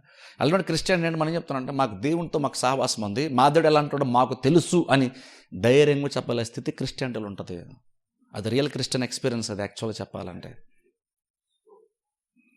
అందుకని మనం ఇక్కడ మా కుల దేవుడు, మా కుటుంబానికి దేవుడు అని చెప్పం, నా దేవుడు అంటాం. క్రిస్టియన్ అంటే ఒక ఫ్యామిలీకి సంబంధించింది కాదు, మా ఫ్యామిలీకి ఈయన దేవుడు అండి అన్నది కాదు. క్రిస్టియానిటీలో అలా గ్రూపుగా వీళ్ళందరికీ ఒక దేవుడు అన్నది కాదు, వ్యక్తిగతంగానే ఇండివిజువల్గానే మనము దేవునితో సహవాసం మనకి ఉంటుంది. మా కుటుంబానికి దేవుడు లేదా మా వంశానికి దేవుడు అన్నది లేదు. అంటే ఎవరో దేవుడు చేశారు, ఇప్పుడు నేను కూడా అదే నమ్మేస్తాను, అదే అనుకున్నాను కాదు. క్రిస్టియానిటీలో ఏంటంటే నువ్వు క్రిస్టియన్ ఫ్యామిలీలో జన్మించినా సరే ఇంకా నీకు దేవునితో వ్యక్తిగత ఎక్స్పీరియన్స్ నీకు ఖచ్చితంగా ఉంటేనే నువ్వు క్రిస్టియన్ అవుతావు. అంటే అర్థం అంటే ఇప్పుడు మనం ఇక్కడ ఇది ఎందుకు ప్రత్యేకమైందని చెప్పుకుంటున్నాం, ఇది నిజమైన మార్గం అని ఎందుకు మనం చెప్తామంటే అందరినీ మన దారిలో తెచ్చేసుకోవడానికి కాదు, మార్చేసి ఇండియాని క్రిస్టియన్ కంట్రీగా చేసేయడానికి కాదు. ఇక్కడ నిజమైనటువంటి దేవుడు ఎవరో దేవుడు బయలుపనికి ఇష్టపడుతున్నాడు, ఆ దేవుని గురించి చెప్పే ప్రయత్నం మనం యాక్చువల్గా మనం చేస్తున్నాం. ఏంటంటే మనం కొన్ని విషయాలు స్వార్థ చెప్తాం, వాక్యాన్ని చెప్తాం. ఎందుకు చెప్తాము? దేవుడు బయలుపరచడానికి ఇష్టపడుతున్నాడు, దేవుడు బయలుపరుచుకుంటున్నాడు. నువ్వు దేవుడిని తెలుసుకోవాలని ఆశ నీకుంటే నువ్వు పెద్ద కష్టపడాల్సిన పని లేదు, ఆల్రెడీ ఆయన చేస్తూ ఉన్నాడు. నువ్వు కొంచెం ప్రయత్నం చేస్తే నీకు నిజమైన దేవుడు ఎవరు నీకు తెలిసిపోద్ది. ఇప్పుడు చూడండి, నిజంగా అని అంటాను చూడండి, ఏ దేశమైనా సరే కావచ్చు, మన దేశమే కదా, ఏ దేశమైనా సరే కావచ్చు, నిజంగా కనుక వెతికే ప్రయత్నం చేస్తే, సిన్సియర్గా సీరియస్గా దేవుడు ఎవరో తెలుసుకోవాలని ఒక మనిషి, ఏ మతస్థుడైనా సరే కావచ్చు, ఒక మనిషి కనుక నిజంగా ప్రయత్నం చేస్తే ఖచ్చితంగా చివరికి ఈ దేవుడి దగ్గరికి వస్తాడు. ఖచ్చితంగా నేను చెప్తాను, నిజంగా కనుక ప్రయత్నం చేస్తే. అంటే మైండ్లో అది దాని గురించి అనుకూలంగా దీనికి వ్యతిరేకంగా అంటే పెట్టుకోకుండా స్వచ్ఛమైన మైండ్తో వచ్చి నిజమైన దేవుడు ఎవరు నాకు తెలుసుకోవాలని కనుక నిజంగా కనుక సీరియస్గా వెతికితే ఖచ్చితంగా ఓ టైం వస్తారు బలంగా ఎలాంటి వాళ్ళని నేను నమ్ముతారంటే ఈ దేవుడే నిజమైనటువంటి దేవుడు అని ఖచ్చితంగా నమ్ముతాం. కాకపోతే ఈ రోజున ప్రాబ్లం ఏంటంటే, ఎందుకు చాలామంది వ్యతిరేకిస్తారంటే వాళ్ళు ఏదో బాగా స్టడీ చేస్తారు కాబట్టి క్రిస్టియానిటీని వ్యతిరేకిస్తాను కాదు. నేను చెప్తున్నాను చూడండి, ఖచ్చితంగా ఈ రోజులు ఎవరైతే క్రిస్టియానిటీని వ్యతిరేకిస్తున్నారో గ్యారంటీ, నేను చెప్తున్నాను గ్యారంటీగా, వాళ్ళు పెద్దవాళ్ళకి ఏం తెలియదు. వాళ్ళు నిజంగా దేవుని వెతకలేదు. నేను ఈ దేవుడి సంగతి చెప్పట్లేదు, వేరే ఏ దేవుడైనా సరే వాళ్ళు నిజంగా వెతకలేదు. నిజంగా వెతికే వాళ్ళ లక్షణాలు వేరుగా ఉంటాయి. నిజంగా వెతికి దేవుని తెలుసుకోవాలని ఆశ ఉండి తెలుసుకోవడం కోసం ప్రశ్నలు అడిగేవాళ్ళు, తెలుసుకోవడం కోసం డిబేట్లు వెళ్ళే వాళ్ళు లక్షణాలు వేరుగా ఉంటాయి. మీకు తెలుసా, లక్షణాలు వేరుగా ఉంటాయి. బైబిల్లో ఒక చోట, బైబిల్లోకి వెళ్ళి చెప్తాను చూడండి. బైబిల్లో ఒకసారి అపోస్తల కార్యంలో మనం చూస్తే యాక్చువల్గా పౌలు ఏథెన్స్ పట్టణానికి వెళ్తున్నాడు. అలా సువార్త చెప్పుకుంటూ ఏథెన్స్ అంటే ఒక పట్టణంకి వెళ్ళాడు. ఆ పట్టణం ఏంటంటే భక్తికి చాలా ఫేమస్. ఆ పట్టణం ఏథెన్స్ పట్టణము భక్తికి బాగా ఫేమస్. అంటే ఏ దేవుడు నమ్మేది పక్కన పెడితే వాళ్ళు భక్తి పనులు ఉండడానికి ఇష్టం, వాళ్ళకి దేవుని నమ్ముకోవడం వాళ్ళకి ఇష్టం, దేవుణ్ణి వెతకడం వాళ్ళకి ఇష్టం, దేవుని కొరకు బ్రతకడం వాళ్ళకి ఇష్టం. అందుకు వాళ్ళు ఎంత ఎక్స్ట్రీమ్గా వెళ్ళిపోయారంటే, వాళ్ళు పౌలు అలా వెళ్తున్నప్పుడు పౌలు అక్కడ యాక్చువల్ వాళ్ళతో మాట్లాడుతుంటాడు, ఆ ప్రజలతో మాట్లాడుతున్నప్పుడు అంటాడు, నాకు మీ భక్తి గురించి నాకు అర్థమైంది అంటాడు. మీరు అక్కడ ఉన్నటువంటి గుళ్ళు, చాలా గుళ్ళు ఉన్నాయంట ఆ ప్రాంతంలో, ఏదైనా సరే పట్టణంలో విగ్రహారాధనలకి లేదంటే గుళ్ళకి బాగా ఫేమస్. గుళ్ళు ఎక్కువ, బహుశా అనుకుంటాను ఇల్లు కంటే గుళ్ళు ఎక్కువ ఉంటాం బహుశా ఆ పట్టణంలో. బహుశా అని ఉండేసరికి అక్కడ పౌలు దాన్ని యూస్ ఎవరు ప్రకటిస్తాడు. ప్రకటిస్తే ఏమంటాడు తెలుసా, ఏథెన్స్ ప్రజలారా అని అక్కడ పౌలు మాట్లాడితే ఏమంటాడంటే, మీ ఇన్ని గుళ్ళు మీరు కట్టారు చూసారా, ఇన్ని దేవతల పేర్లు పెట్టి గుళ్ళు కట్టి బలిపీఠాలు కట్టారు చూసారా, దీన్ని బట్టి నాకు అర్థమవుతున్న విషయం ఏంటంటే, మీకు దేవుని పట్ల మీకు చాలా ఆసక్తి ఉందన్న విషయం నాకు అర్థమవుతుంది. దేవుని పట్ల మీకు చాలా ఇంట్రెస్ట్ ఉందన్న విషయం నాకు అర్థమవుతుంది. దేవుని తెలుసుకోవాలి, ఆ దేవునితో ఉండాలి, దేవుని కొరకు బ్రతకాలని ఆశ మీకు ఖచ్చితంగా ఉంది. అది ఉంది కాబట్టి మీరు ఇన్ని గుళ్ళు కట్టారు. అయితే పౌలు ఇంకోటి ఏమంటాడు తెలుసా, ఇంకొక ఎక్స్ట్రీమ్గా ఒక మాట అంటాడు. ఏమంటాడంటే, పౌలు ఆ మార్గం వెళ్తున్నప్పుడు అక్కడ ఒక గుడిని చూస్తాడు. అక్కడ బలిపీఠం మీద ఒక పేరు రాయబడి ఉందంట. ఏం పేరు అంటే, తెలియబడనటువంటి దేవునికి అని రాయబడి ఉంది. తెలియబడనటువంటి దేవునికి. దాని మీనింగ్ ఏంటి తెలుసా, అంటే వాళ్ళు చాలా గుళ్ళు కట్టేశారు. ఎవరెవరో దేవుడు అనుకొని చాలా గుళ్ళు కట్టేసి పూజ స్టార్ట్ చేశారు. కానీ ఎక్కడో లోపల వాళ్ళకి ఇంకోటి ఏంటంటే, ఇంకెవరో దేవుడు మనం మర్చిపోయాం, ఎవరో దేవుడు ఉన్నాడో మనం వదిలేసాం, ఎక్కడో ఉన్నాడు ఇంకో దేవుడు. ఈ దేవుడితో వాళ్ళు సాటిస్ఫై అవ్వలేదు. ఇన్ని గుళ్ళు కట్టారు, పూజిస్తున్నారు, సీరియస్గా పూజిస్తున్నారు, నమ్మకార్థం భక్తి కాదు, నిజంగానే పూజిస్తున్నారు వాళ్ళు. కానీ ప్రాబ్లం ఏంటంటే వాళ్ళకి సాటిస్ఫాక్షన్ లేదు. అప్పుడు వాళ్ళు ఏమన్నారంటే, తృప్తి కావాలి కాబట్టి ఏం చేస్తారంటే, ఎక్కడో ఒక దేవుడు ఎవరో ఉన్నారు, ఈ దేవుళ్ళు మనకు సరిపోవట్లేదు, ఇంకెక్కడో ఎవరో దేవుడు, వేరే దేవుడు ఎక్కడో ఉండుంటాడు, ఆయన ఎవరో మనకు తెలియదు కాబట్టి ఆయన కోసం మనం ఒక గుడి కడదామని కట్టి, ఆయన ఎవరో తెలియదు, ఆయన పేరంటే మనకు తెలియదు కాబట్టి ఊహించుకుంటూ ఎవరో ఇంకొక దేవుడు ఎవరో ఉండుంటారు అనుకొని తెలియబడనటువంటి దేవునికి అని వాళ్ళు గుడి కట్టేసి, దేవుడు ఎవరో తెలియదు కానీ గుడి కట్టేశారు, బలిపీఠం కట్టి దానికి ఆ పేరు పెట్టారు. ఎందుకంటే దేవుడి పేరు తెలియదు కాబట్టి పేరుకి ఏం పెట్టారంటే తెలియబడినటువంటి దేవునికి అని పెట్టేశారు. వాళ్ళు బలిపీఠం మీద పేరు రాశారు. ఇప్పుడు దాని అర్థం ఏంటో తెలుసా, అంటే ప్రజలు ఏం చేస్తూ వచ్చారు, సైతాన్ పట్టణంలో అన్ని రకాలుగా వెతికేసి ఏది దేవుడు అనిపిస్తే దాన్ని, ఎవరు దేవుడు అనిపిస్తే వారిని పూజిస్తూనే ఉన్నారు. కానీ ఇంకనూ వాళ్ళు సాటిస్ఫాక్షన్కి రాలేదు, అనుకున్న గమ్యానికి వాళ్ళు చేరలేదు. చేరిపోయేసరికి ఇంకెవరు ఉన్నారు అనుకుని గుడి కట్టేశారు, తెలియబడినట్టు దేవునికి రాసేశారు. అంటే అదేం చెప్తుందంటే, వాళ్ళు వెతికి అలసిపోయి వదిలేశారని చెప్తుంది. అది తెలియబడిన దేవునికి అన్న మాట ఏం చెప్తుందంటే, యాక్చువల్గా వాళ్ళు వెతికారు దేవుని కోసం, సిన్సియర్ ఖచ్చితంగా గట్టిగా వెతికారు, బలంగా వెతికారు, కానీ వాళ్ళకి సాటిస్ఫాక్షన్ లేదు. అక్కడ లేక ఏం చేస్తారంటే వాళ్ళకి అలసిపోయారు, చెప్పండి వాళ్ళు అలసిపోయారు, వెతుకులాట్లో టైర్డ్ అయిపోయి ఇంకేం చేయాలో తెలియక ఆ పేరు రాసి గుడి కట్టేసి వదిలేశారు. అదే అంటే వాళ్ళు వెతికి ఇంక మేము వెతకలేము అని వాళ్ళకి అర్థమైపోయింది. వెతికితే దొరుకుతాడు, కానీ ట్రై చేస్తుంటారు, వెతికుంటారు, బహుశా దొరకలేదు, అందుకని గుడి కట్టేసి పేరు లేకుండానే ఆ గుడిని రన్ చేస్తున్నారు వాళ్ళు. అది చెప్తుందంటే వాళ్ళు వెతికి ఇంకా వెతకలేము, దేవుడు మనకు కనబడ్డు అనేటువంటి ఒక ముగింపు కలు వచ్చేసారు. అందుకనే బలిపీఠానికి ఆ పేరు తెలియబడిన దేవునికి అని పేరు పెట్టారు వాళ్ళు. ఇప్పుడు అంటే ఏం చెప్తుంది తెలుసా, అంటే ఏ మనిషి అయినా సరే అంత సిన్సియర్ కనుక వెతికితే నిజమైన దేవుణ్ణి, ఏథెన్స్ పట్టణ ప్రజలు వెతికినంత సీరియస్గా ప్రపంచంలో ఏ మనిషి అయినా సరే నిజంగా వెతికితే గనక అప్పుడు ఖచ్చితంగా ఎక్కడో దగ్గర నిజమైనటువంటి దేవుడు యెహోవా దేవుడు తను తాను వారికి బయలుపరుచుకుంటాడు. వాళ్ళలాగా వెతికితే అంటున్నాను నేను. కానీ ఈ రోజుల్లో వాళ్ళలాగా ఎవరు వెతకరు. ఆ రోజుల్లోనే చూడండి, వాళ్ళు తత్వవేత్తలు అందరూ ఎవరైతే ఆ రోజుల్లో పౌలు శీలలు వీళ్ళందరూ అపోస్తులను సైతం వ్యతిరేకించారో వాళ్ళందరూ చాలా సీరియస్గా వాళ్ళు బోధన వినేవాళ్ళు. ఊరిని వ్యతిరేకించడానికి లొసుగులు తీయడానికి వెతికేటువంటి వాళ్ళు కాదు ఆ రోజుల్లో. ఆ రోజుల్లో సీరియస్ డిస్కషన్ జరిగేది. నా మొమెంట్లో కూడా చూడండి, పౌలు చెప్పినప్పుడు కొంతమంది నమ్మారు. ఏథెన్స్ పట్టణంలో పౌలు సువార్త చెప్పడం కొంతమంది నమ్మారు. కొంతమంది ఏమన్నారంటే, లేదు నువ్వు చెప్పేది ఏదో కొత్తగా బాగానే ఉంది, కాకపోతే మాకు ఇంకొక డౌట్స్ ఉన్నాయి, తర్వాత దీనికోసం మళ్ళీ ఎప్పుడైనా డిస్కషన్ మనం చేద్దాం. నిజంగా దేని వెతికే లక్షణాలు అలా ఉంటాయి. ఎలా ఉంటాయి తెలుసా? నువ్వు చెప్పేది కొత్తగా ఉంది, ఏదో మాకు అనిపిస్తుంది, కానీ ఇంకా దీని గురించి మేము చాలా వినాల్సి ఉంది, నెక్స్ట్ టైం మళ్ళీ ఎప్పుడు మనం కూర్చొని దీని గురించి డిస్కషన్ మనం చేద్దాం. పౌలు చెప్తుంటేనే వ్యతిరేకించేసారు రకం కాదు వాళ్ళు.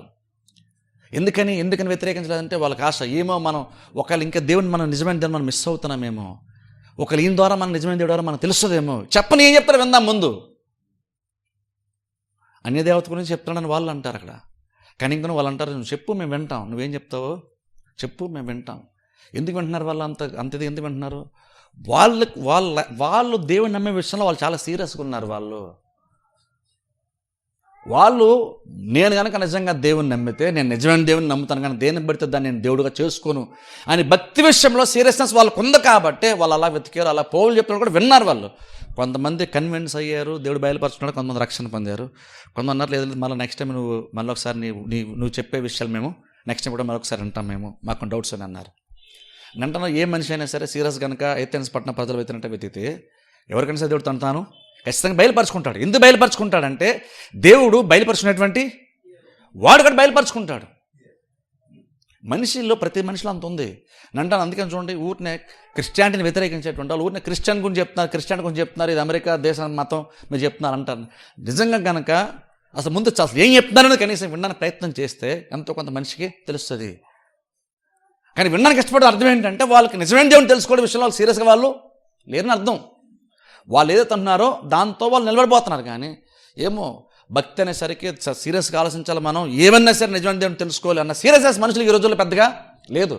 ఉంటే కనుక అంతలా కనుక మనిషి సీరియస్గా దేవుని కోసం ఆలోచన చేస్తే ఖచ్చితంగా దేవుడు బయలుపరుచుకుంటాడు, ఖచ్చితంగా వాళ్ళు నిజమైన దేవుని తెలుసుకుంటారు. ఎందుకంటే మన తెలుగు రాష్ట్రాల్లోనే కానీ ఈవెన్ ఇండియాలో కానీ కొన్ని చోట్ల కానీ కొంతమంది అన్యులుగా ఉండి వేరే వాటిలో ఉన్నటువంటి వాళ్ళు కూడా ఎందుకు నిజమైన దేవుని తెలుసుకున్నారు, ఎందుకు యేసుప్రభువుని నమ్మారంటే వాళ్ళ భక్తిలో వాళ్ళు సీరియస్గా ఉన్నారు, వెతికారు కాబట్టి దేవుడు వాళ్ళకి దొరికాడు. వాళ్ళు ఆల్రెడీ వేరే మార్గం నడుస్తూ ఎందుకు ఈ మార్గంలోకి వచ్చారంటే వాళ్ళు నడుస్తున్నారు కానీ నిజంగా వెతికారు. వాళ్ళు నిజమైన దేవుడు ఎవరో తెలుసుకోవాలనుకున్నారు కాబట్టి వాళ్ళు మరలా చివరికి దారిలోకి వచ్చారు. ఎందుకని వాళ్ళందరూ ఎలా వచ్చారు? వేరే దారిలో వెళ్తూ ఉన్నటువంటి వాళ్ళు సడన్గా క్రిస్టియానిటీలోకి ఎలా మారారు? నిజమైన దేవుడు ఎందుకు తెలుసుకున్నారంటే వాళ్ళు దేనికో స్వార్థంగా మారలేదు, వాళ్ళు నిజంగా వాళ్ళకి కన్విక్షన్ ఉంది, నిజమైన దేవుడు ఈయనే అని అర్థమైంది కాబట్టి వాళ్ళు చేస్తున్న సాంప్రదాయాన్ని పక్కన పెట్టేసి నిజమైన దేవుని దగ్గర వాళ్ళు వచ్చారు. ఎందుకంటే వెతికే విషయంలో వాళ్ళు చాలా సీరియస్గా వెతికారు. ఈ రోజుల్లో కానీ నిజంగా కనుక వెతికేటువంటి అంత సీరియస్గా కనుక వాళ్ళు వెతికితే కనుక ఖచ్చితంగా చెప్తున్నా వాళ్ళు నిజంగా దేవుని తెలుసుకుంటారు. ఎందుకు తెలుసుకుంటారంటే వాళ్ళంత బాగా వెతుకుతున్నారు కాబట్టి అని కాదు, మన అలా వెతికేటువంటి వారు ఉన్నప్పుడు దేవుడు బయలుపరుచుకునేటువంటి వాడు కాబట్టి, మన దేవుడు బయలుపరచడానికి ఇష్టపడుతున్నాడు కాబట్టి అలా వెతికేటువంటి ఖచ్చితంగా దేవుడు తను తాను బయలుపరుచుకుంటాడు. మనిషి ఏందాలి ఏంటంటే వెతకడమే, వెతికి తెలుస్తుంది, ఖచ్చితంగా దొరుకుతుంది. ఆయన దొరుకుతాడు మనకి, ఆయన తను తాను బయలుపరుచుకుంటాడు. దేవుడు చాలా రకాలుగా బయలుపరుచుకుంటాడు. బైబిల్ మనం చూసినప్పుడు నెక్స్ట్ కొన్ని కంటిన్యూ చేస్తాను. దేవుడు అనేక రకాలుగా బయలుపరుచుకుంటాడు. సృష్టి ద్వారా కూడా దేవుడు బయలుపరుచుకుంటాడు కొన్ని విషయాలు. సృష్టి ఆయన మహిమను వివరిస్తున్న బైబిల్ మనం చూస్తున్నాం. సృష్టి ఏం చేస్తుందంటే దేవుని యొక్క మహిమను, అంటే దేవుడు ఎలాంటోడో సృష్టి వివరిస్తుంది. అలాగే దేవుడు సృష్టి ద్వారా కూడా ఏం చేస్తాడంటే సృష్టి ద్వారా కూడా దేవుడు సృష్టి ద్వారా మీరు నన్ను తెలుసుకోవచ్చు ప్రయత్నం చేస్తాను. దేవుడు సృష్టి ద్వారా కూడా తన దగ్గరికి నడిపించుకోవడానికి దేవుడు ఇష్టపడుతున్నాడు. అందుకే సృష్టి ఉంది. కానీ ప్రాబ్లం ఏంటంటే సృష్టి వరకు వచ్చి ఆగిపోతే నువ్వు దేవుని దగ్గరికి రాలేవు. సృష్టి ద్వారా కూడా కొంత పని అవుతుంది. కానీ మన క్రిస్టియానిటీలో ఉన్నది ఏంటంటే సృష్టి ద్వారా మనం చూసి దేవుడు ఒకడు ఉన్నాడు అనుకోవడం కాదు. దేవుడు నిజంగా తను మనకి బయలుపరచడం కాబట్టి మనం దేవుణ్ణి మనం తెలుసుకుంటున్నాం. మన ఏదో సూర్యుడిని చంద్రుని నక్షత్రాలను చూసి కాదు, మనకు పర్సనల్ ఎక్స్పీరియన్స్. మనకి ఏంటి ఎక్స్పీరియన్స్? దేవుడు అనేక రకాలుగా బయలుపరుచుకుంటాడు. ఎగ్జాంపుల్ చెప్తాను చూడండి. సృష్టి ద్వారా దేవుడు బయలుపరుచుకుంటాడు. ఇంకంతకన్నా బెటర్గా దేవుడు బయలుపరుచుకున్న సందర్భం వస్తే ఎలా తెలుసా?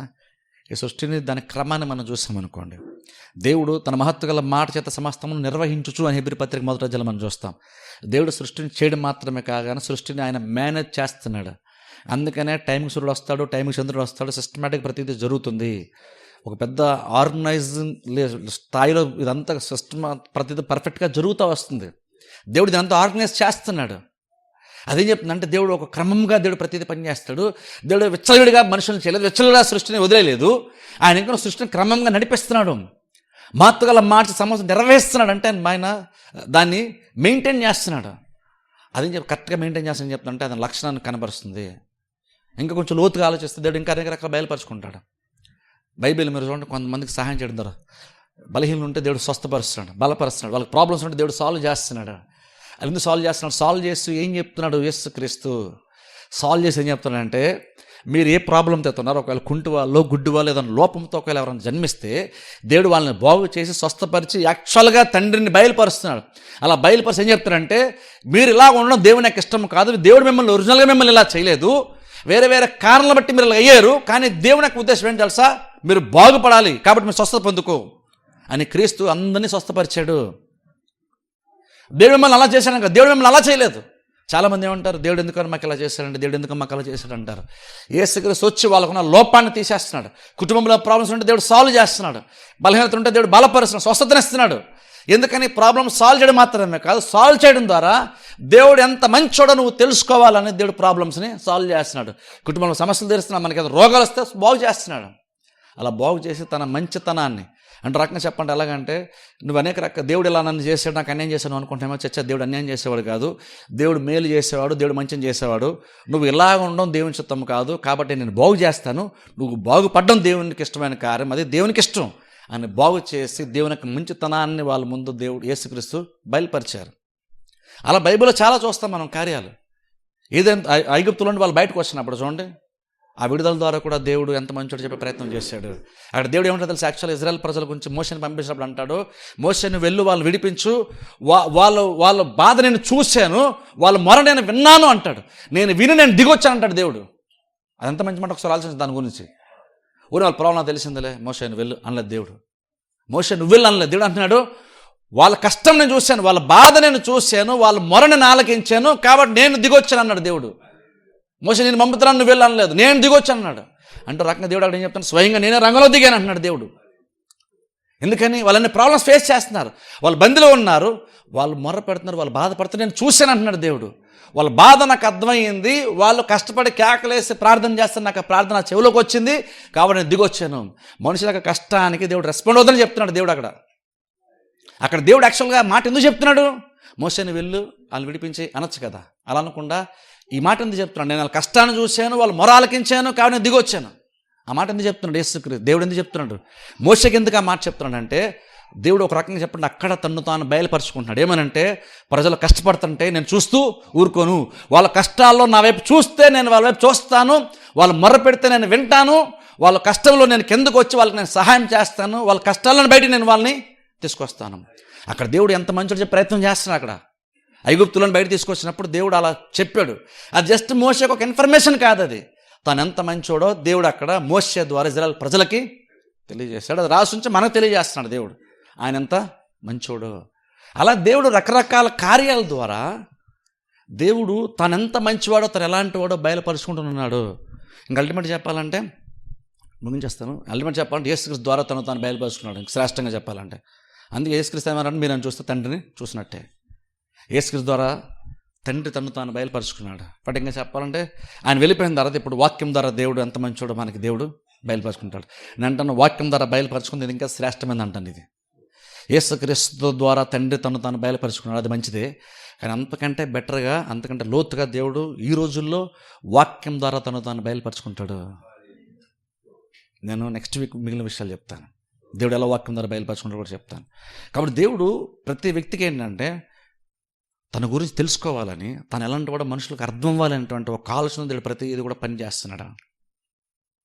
అది అన్యుల విషయమైనా సరే కావచ్చు, లేదా నిజమైన దేవుని మనం తెలుసుకోకముందు కావచ్చు, నిజమైన దేవుని తెలుసుకున్న తర్వాత కూడా ఇంకా మనం చాలా విషయాలు దేవుని గురించి తెలుసుకోవాలని దేవుడు తలస్తున్నాడు. అందుకనే దేవుడు బయలుపరుచున్నాడు, అందుకనే దేవుడు మనకు బైబిల్ ఇచ్చాడు, ఒక బోధకుని ఇచ్చాడు, ఇవి తెలుసుకోవాలంటున్నాడు. అందుకంటే చూడండి, మనం చర్చకొచ్చినప్పుడు వాక్యం వినేటప్పుడు దేవుని తెలుసుకోవడం కోసం మనం ఆలోచించాలి. నేను ఇప్పుడు యాక్చువల్గా కొన్ని వారాల పాటు దీని గురించి అందుకే చెప్తాను నేను. అంటే దాని అర్థం ఏంటో తెలుసు, మనం దేవుని గురించి తెలుసుకోవాలంటే జస్ట్ అది బోధ కోసం కాదు ఇక్కడ మనం వచ్చేది. యాక్చువల్గా చెప్పాలంటే నేను చెప్తున్నాను చూడండి, బోధ కోసం అయితే యాక్చువల్గా బోధ మీద జస్ట్ బోధ చెప్పడం నాకైతే అసలు ఇంట్రెస్టే లేదు. జస్ట్ బోధ మీద నాకు ఇంట్రెస్ట్ లేదు. యాక్చువల్గా ఈ బోధ మనం ఏం చేయాలంటే దేవుని దగ్గరికి నడిపించాలి. దేవుని దగ్గర మనం తీసుకెళ్ళాలి. దేవుడి గురించి మనకు కొన్ని విషయాలు క్లియర్ అర్థమైపోవాలి. బోధ అయ్యేసరికి మన దేవుడు ఎలాంటోడు అనేటువంటి ఒక మంచి ముగింపు మనకు ఖచ్చితంగా రాగలగాలి. అది బోధ మనం తీసుకెళ్తుంది. నువ్వు బోధ సీరియస్గా తీసుకుని బోధ వింటే బోధ తీసుకెళ్తుంది ఖచ్చితంగా. అందుకే చూడండి, నేను చాలా సందర్భాలు వాక్యం చెప్పేటప్పుడు ప్రార్థన చేస్తాను చూసారు అప్పుడప్పుడు. ఏమనంటే మనోనేత్రాలు వెలిగించమని. ఊరిని ఏదో బైబిల్ ఎవడ ఉందానో లేదంటే ఊరు చేయాలి కాబట్టి చేయడం కాదు, సీరియస్గానే చెప్తాను అన్నమాట. అలా మన మనిషి నిజంగానే మనకు హృదయానికి కొన్ని నేత్రాలు ఉంటే దేవుడు దాన్ని తెరిస్తే తప్ప మనం ఆయన బయలుపరచడం మనం ఆయన్ని చూడలేము. ఆయన కళ్ళు తెరిస్తే తప్ప మనం చూడలేం. నువ్వు అంత భక్తిపరుడు కాబట్టి నువ్వు చూసేస్తావు, నువ్వు అంత మంచోడు కాబట్టి చూసేస్తావు, లేదంటే పాస్టర్ కాబట్టి దానికి అర్థమైపోద్ది అంతా అని కాదు. ఎవరికైనా సరే, పాస్టర్ గారైనా ఎంత పెద్ద బోధలైనా సరే, దేవుడు బయలుపరిస్తేనే దేవుని గురించి ఏ చిన్న మొక్క అయినా సరే అర్థమయ్యేది. ఎవరికైనా సరే కావచ్చు. సొంత జ్ఞానముతో లేదా వాళ్ళకున్న గొప్ప ఆత్మీయ జ్ఞానంతో వాళ్ళు తెలిసేసుకుంటారు అని కాదు. ఎవ్వరూ తెలుసుకోలేరు. ఎవరికైనా దేవుడు బయలుపరిస్తేనే. నువ్వు కానీ బోధించి నేనైనా సరే ఒక కొత్త విషయం మనం తెలుసుకున్నాం దేవుని గురించి అంటే దాని అర్థం ఏంటంటే నేనేదో తెలివిగా స్టడీ చేస్తానా తెలిసిపోయిందని కాదు. అక్కడ ఇంకనూ దేవుడు మనకు బయలుపరిస్తేనే ఎవరికైనా అర్థం అవుతుంది. అది అర్థం చేసుకోవాలి మనం ఫస్ట్ ఆఫ్ ఆల్. అందుకని నేను బోధించినప్పుడు మీరు నా మీద కూడా ఎక్కువ డిపెండ్ అవ్వకూడదు. నేను చెప్పేది వినాలి, మైండ్ పెట్టాలి, కాన్సన్ట్రేట్గా వినాలి, అంతా ఉంది. కలంటే మీరు కూడా ఏమనుకోవాలంటే ప్రభు నా హృదయాలు తెరువు, నువ్వు నిన్ను బయలుపరచుకో అంటేనే దేవుడు బయలుపరచుకున్నాను. అలా బయలుపరచుకుంటేనే ఈ బోధ నీకు ఆశ్చర్యకరంగా మారుతుంది. కానీ గొప్ప విషయం ఏంటంటే దేవుడు బయలుపరచుకోవడానికి ఇష్టపడుతున్నాడు. అది గుడ్ న్యూస్ మనకి. నువ్వేమాత్రం కొంచెం ప్రయత్నం చేస్తున్నా దేవుడు ఎలా ఉంటాడో మనకు అర్థమవుతాడు. మనం చాలామంది ఎందుకు క్రిస్టియానిటీలోకి వస్తున్నాం, ఎందుకు మారుతున్నామంటే మనం పెద్ద కష్టపడకుండా దేవుడు తను బయలుపరచుకున్నాడు. అందుకనే దీన్ని దాటి మరలా మనం వేరే వెతకం. మనం ఇంకా వేరే దేవుడు ఉన్నాడేమో అని మనం వెతకం. ఎందుకని ఇక్కడ రావాల్సినటువంటి గమ్యస్థానాన్ని మనం చేరుకున్నాం. దేవుని వెతికేమో టైంలో చేరుకున్నాం కాబట్టి అంతమించి అందుకే మనం వేరే దారిలోకి వెళ్ళాం. దాన్ని ప్రపంచం చాలా రకాలు అంటుంది. వీళ్ళు దేవుడు తప్ప వేరే దేవుడు లేడు అంటారండి, వీళ్ళు కొంచెం తక్కువ మాడుతూ అంటారు. కానీ అక్కడ పాయింట్ ఏంటంటే మనం తక్కువ మాట్లాడుతున్నాను కాదు, తక్కువగా మాడితే తప్పే, అలా మాట్లాడకూడదు మనం. కానీ మనం ఎందుకు వేరే వైపు ఇంకా చూడమంటే ఇక్కడ మన సాటిస్ఫాక్షన్ వచ్చేసింది, గమ్యస్థానం చేరిపోయాం కాబట్టి ఇంక మళ్ళీ మనం అటు ఇటు అందుకు చూడం. వాళ్ళని చీప్ చేస్తాం కాబట్టి చూడవచ్చు, వాళ్ళు చీప్ కాబట్టి మనం చూడమని కాదు. మనం రావాల్సిన గమ్యస్థానానికి వచ్చేస్తాం, రీచ్ అయిపోయాం, ఆ పాయింట్కి వచ్చేసాం, దేవుడు బయలుపరుచుకున్నాడు, తెలుసుకున్నాం. ఇక్కడితో మనకి సాటిస్ఫాక్షన్ ఉంది కాబట్టి మనకి వేరే వైపు మనం చూడం. అందుకే వేరే వైపు వెళ్ళడం కూడా తప్పు. అందుకని దేవుని కాదని వేరే వైపు వెళ్ళడం, వేరే స్వార్థ వైపు వెళ్ళడం కూడా అందుకని బయలు ప్రకారం తప్పు, అది అబద్ధ బోధ. ఇక్కడికి వచ్చాం, దేవుడితో మనం సాటిస్ఫై అయిపోతాం. నిజమైన దేవుని తెలుసుకున్న గొప్ప ధన్యత ఉంటుంది. దేవుడు బయలుపరుచుకుంటున్నాడు. కంటిన్యూలుగా నెక్స్ట్ కంటిన్యూలు వస్తే చాలా విషయాలు మనం తెలుసుకుంటాం, చాలా విషయాలు మనకు అర్థమవుతాయి. దేవుడు ఎలా అంటాడో మనం తెలుసుకుంటాం. ఎంత మంచోడు, ఎంత సామర్థ్యం గలవాడు, ఇవన్నీ తెలుసుకుంటే అంత బలం వస్తుంది, అంత విశ్వాసం వస్తుంది. అంతగా దేవుని మీద ఆధారపడతాం, బలమైన కార్యాలు మనం పొందుకుంటాం. ప్రార్థన చేసి అందరూ తల వంచి కళ్ళు మూసుకుని నేనే చిన్న ప్రార్థన చేస్తాను. మమ్మల్ని మిక్కిలిగా ప్రేమిస్తున్న మా పరమ తండ్రి, పరిశుద్ధ దేవ, నీ పరిశుద్ధమైన శ్రేష్టమైన నామమునకు వందనములు స్తోత్రాలు చెల్లిస్తున్నాను తండ్రి. ఈ రాత్రికాల సమయంలో ప్రభువా మీరు ఇచ్చిన మాటలను బట్టి మీకు వందనాలు. ప్రభు, నిజమైన దేవుణ్ణి ఎలా తెలుసుకోవాలో, ఎలా తెలుసుకోగలుగుతామో, మేము ఎలా తెలుసుకున్నామో ఏదైనా ప్రభు అనేకమైన విషయాలు మీరు మాకు బోధించే తండ్రి. ప్రభు, నిజమైన దేవుని మేము పెద్దగా వెతకకుండానే ప్రభు నువ్వు బయలుపరుచుకున్నావు. అందుని బట్టి ప్రభు మీకు వందనములు స్తోత్రాలు చెల్లిస్తున్నాం. చాలామంది ప్రభు మాకంటే భక్తి విషయంలో ఆసక్తి చాలా ఉన్నప్పటికీ ప్రభు వాళ్ళు చాలా ప్రయాసంతో వెతుకుతున్నప్పటికీ ప్రభు ఇంకనూ వాళ్ళు కనుగొనలేకపోయారు ప్రభు. కానీ మేము పెద్దగా వెతకకుండానే ప్రభు నువ్వు మాకు దొరికావు, వెతకకుండానే ప్రభు బయలుపరుచుకున్నావు. అందుని బట్టి తండ్రి మీకు వందనములు స్తోత్రాలు చెల్లిస్తున్నాం ప్రభు. నిజమైన దేవుని తెలుసుకుంటున్నాం మేము ప్రభు. నువ్వేనా ఆశ పెట్టుకుని ప్రభు మిమ్మల్ని బట్టి ప్రభు తృప్తి కలిగి లోకంలో మేము బ్రతకడానికి మాకు సహాయం చేయండి. నిన్ను కాదని ప్రభు తండ్రి వేరే దేన్ని మేము ఆశపడకుండా మాకు సహాయం చేయమని ప్రార్థిస్తున్నాం. మీపైన ప్రభు నిజంగా ఆశ పెట్టుకోవడానికి మాకు సహాయం చేయండి. మా తృప్తి ప్రభు, ఆశీర్వాదము, సుఖము, సౌఖ్యము సమస్తం ప్రభు మీ అందే ఉన్నాయి అన్నటువంటి గ్రహింపుతో ప్రభు ఈ లోకంలో మేము బ్రతకడానికి మాకు సహాయం చేయమని ప్రార్థిస్తాం. మీ కొరకు మాత్రమే తన బ్రతికేటువంటి బ్రతుకు ప్రతి వారికి కూడా మీరు దయచేయమని ప్రార్థిస్తున్నాం ప్రభు. అట్టి ఆత్మస్థితిలో ప్రతి వారిని మీరు నడిపించండి. ఇంకా ప్రవర్తి ప్రభావ మిమ్మల్ని నిజంగా తెలుసుకోలేదో వారి దేహంలో కూడా మీరు బలంగా పనిచేయమని ప్రార్థిస్తున్నాం ప్రభా. ఈ వాక్యం ద్వారా ప్రభా మీరు మిమ్మల్ని మీరు బయలుపరుచుకోమని ప్రార్థిస్తున్నాం. మీరే నిజమైన దేవుడు అనేటువంటి ఒక ముగింపులోని ప్రభా ప్రతి వారు రావడానికి మీరే సహాయం చేయండి, బయలుపరుచుకోండి ప్రభా. అనేక మంది ప్రభా మీ వద్దకు ఆకర్షింపడడానికి మీరు సహాయం చేయమని ప్రార్థిస్తున్నాం ప్రభా. మీరు ఇచ్చిన మాటలన్నీ బట్టి ప్రభా మీకు వందనములు స్తోత్రాలు చెల్లిస్తున్నాం. మీ మార్గం నుండి ప్రభా తొలగిపోకుండా ఎప్పటికప్పుడే ప్రభా తండ్రి మీ వాక్యం ద్వారా మీ బోధ ద్వారా ప్రభా తండ్రి మమ్మల్ని ఆకర్షించుకొని ప్రభా మీ వైపును నడిపించుకోమని ప్రార్థిస్తున్నాం ప్రభా. మీకు దగ్గరగా మేము బ్రతడానికి స్థిరంగా కొనసాగడానికి సహాయం చేయమని ప్రార్థిస్తున్నాం. విత్తమైనటువంటి వాక్యాన్ని ప్రభా ఫలింపచేయండి, దీవించండి. ఆత్మీయంగా బిడ్డలు వర్ధిల్లడానికి సహాయం చేయండి. వచ్చిన ప్రతి బిడ్డని మీరు దీవించండి. బలహీనందరినీ ప్రభా మీరు బలపరచమని ప్రార్థిస్తున్నాం. స్వస్థపరచండి, జీవింపచేయండి. ఆరోగ్యమును ఆయుష్ను స్వస్థతను దయచండి. సమయంలో బంధువులకి కుటుంబ సభ్యులకు అవసరటువంటి ఓదార్పున ఆదరణ ప్రభా మీరు సహాయం చేయండి. ఆర్థికంగా కూడా మీరు అనుకూలపరచమని ప్రార్థిస్తున్నాం. వచ్చిన ప్రతి బిడ్డని ప్రభా మీరు దీవించి ఆస్వాదించమని, వెళ్ళుచుండగా మార్గమంతా మీరు తోడుగా ఉండమని యేసుక్రీస్తు నామమున ప్రార్థిస్తున్నామా పరమ తండ్రి. ఆమేన్.